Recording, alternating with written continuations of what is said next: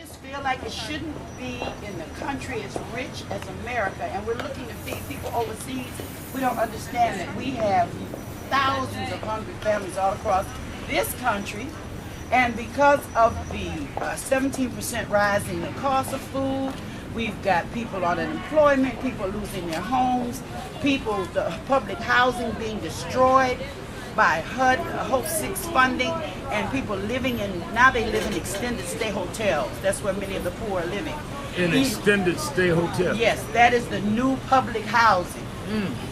Because 40% of the houseless have a job, and because people who were living in public housing were given Section 8 vouchers and told to go find Section 8 housing, then they got out there and they found out that the wait for a Section 8 place is 1.5 years to 2 years. So where did they go? They moved into an extended stay hotel where they're now paying $125, $200 a week to live in one room with a hot plate with all their children. And so we're providing food for them because they don't have the big refrigerator. They have to have a certain kind of food. That's where thousands of people are living in this country. That is the new public housing.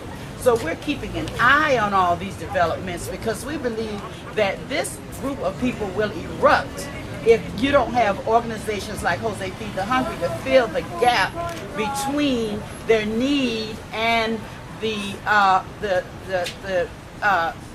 access to food, access to housing, access to things like toiletry items, clothing, furniture, because they make too much to get public assistance.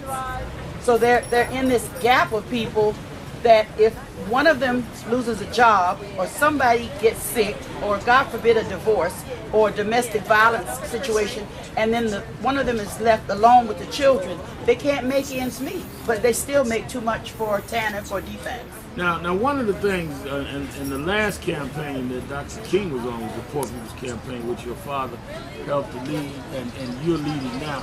One of the things we don't talk about is what you just said about food and preserving people is very political. Now, what you just said about extended stay hotels, the average person doesn't understand that. So they think, well, people are signed to Section 8 and it's just that simple, and it's not just that simple.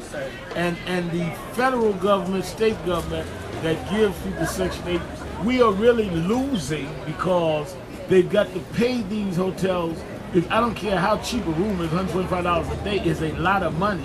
And you have very little service for it. That's right. You only get a room and a hot plate. And really, you're not supposed to be living, a mother and a father and 3 or 4 children in one room, one bathroom. And then they can only stay in a hotel so long. So what do? They're going from hotel to hotel to hotel, which means they're what? They're living in one school system and putting their children in another school system. They're roaming from school system to school system. So the children have no stability, and yet they're expected to achieve just like other children. And then with the state budget cuts, the legislature is supposed to cut over $1 billion here in the state of Georgia. What are they going to go after? Education. They're going to go after the supply teachers, the counselors. They're going to go after those people that might be able to look deep into the family and find out what's going on so that we know why the child isn't achieving.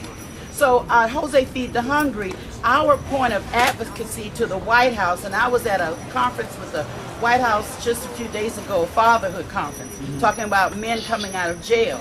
My point is, if you can't come home to a family that's hungry, or a family that's facing eviction, or a family that has no heat or no light because the utilities are off, that is not a stable family, and it shouldn't be happening in our country.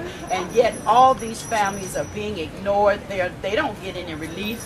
They're not getting any bailout. They're not getting any help. Now, as we see all this bailout money, I was going to ask you that stimulus money, how much of that is hitting the ground where people are really hurting? Very little of it. Billions of dollars were released, for example, by HUD for rent assistance. They called it HPR. Well, by the time it dwindles down through the admin costs from the state to the cities, I think Atlanta maybe ended up with, maybe $4 or $5 million to give out for the whole city for rent assistance. Now, we received some of that funding. We received $181,000. We're supposed to use that to keep people who are getting evicted or who are late on their rent from becoming homeless. $181,000. That's it. And we're supposed to serve over 50 families with that kind of money. But, you know, the average rent in Atlanta for a one-bedroom apartment is $800. And by the time somebody comes to us late on their mortgage, it's too late. We're going to take a break. We'll be right back. Sheree, Shopton, keeping it real at Walmart, Toy Drive. We'll be right back.